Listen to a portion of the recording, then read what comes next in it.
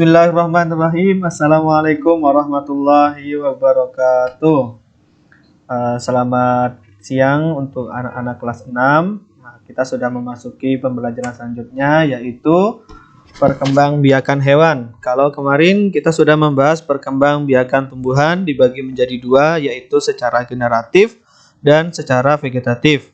Untuk hewan itu sama dengan tumbuhan, yaitu mempunyai dua cara, yaitu secara generatif dan vegetatif, ya. Apa itu generatif kemarin? Ya, generatif itu melalui perkawinan. Adapun vegetatif tanpa melalui perkawinan. Nah, untuk hewan perkembangbiakan secara generatif dibagi menjadi tiga. Mungkin kalian sudah banyak yang mengenalnya, ya. Yang pertama adalah ovipar, yang kedua vivipar, yang ketiga ovovivipar. Ovipar itu bertelur, vivipar beranak, dan ovovivipar bertelur dan beranak. Selanjutnya kita jelaskan satu-satu. Yang pertama adalah ovipar, yaitu bertelur. Nah, ada ciri-cirinya. Salah satunya yang pertama tidak memiliki daun telinga, dan yang kedua tidak memiliki kelenjar susu. Untuk hewan yang ovipar ini sudah bisa kita lihat di sekeliling kita, ya, di sekitar kita. Ada beberapa contoh. Yang pertama adalah ayam. Nah, ini ada gambar ayam sekaligus sama telurnya, ya. Ini bukan rainbow. Dan yang kedua ada burung. Nah, burung itu bertelur, ya. Dan yang ketiga ada bebek. Dan keempat ada kura-kura. Selain 4 hewan ini masih banyak contoh-contoh hewan lain yang bertelur, ya. Nanti kalian coba baca-baca di buku.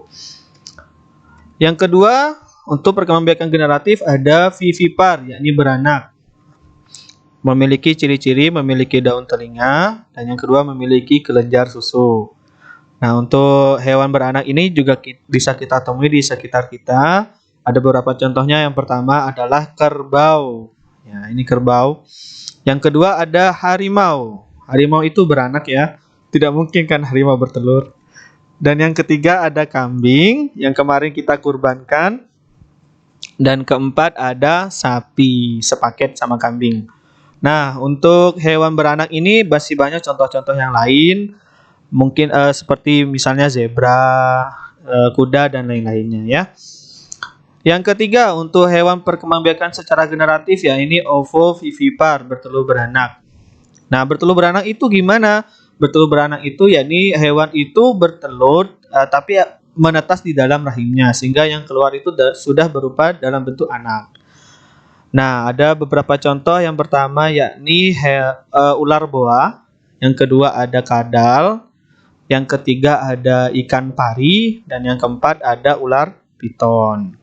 Kalau di beberapa referensi buku ada yang menyebutkan ikan hiu dan platypus, ya. Selanjutnya untuk perkembangbiakan secara vegetatif.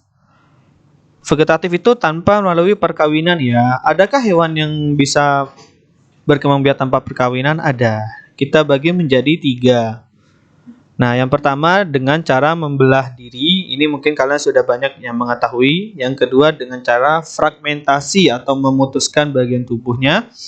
Dan yang ketiga dengan tunas. Kalau kemarin pada perkembangbiakan tumbuhan itu ada yang berkembang biak dengan tunas, yakni pisang. Nah, di sini juga pada hewan juga ada dengan cara tunas. Nah, kita jelaskan satu-satu. Untuk membelah diri, ini ada contohnya yakni amoeba. Membelah diri menjadi 2 bagian yang sama dengan menggandakan semua bagian tubuh termasuk komponen selnya. Kalau kalian penasaran dengan amoeba, bisa sambil searching di Google. Untuk amoeba ini tidak bisa kita lihat secara langsung, ya, karena ini terlalu kecil, termasuk makhluk hidup yang uniseluler atau satu sel. Nah, ini ada contoh amoeba. Yang kedua yakni fragmentasi atau memutuskan bagian tubuhnya. Contohnya planaria. Memutuskan diri dengan terpotong alami menjadi beberapa bagian dan berkembang menjadi individu baru. Nah, ini ada contohnya planaria, ya.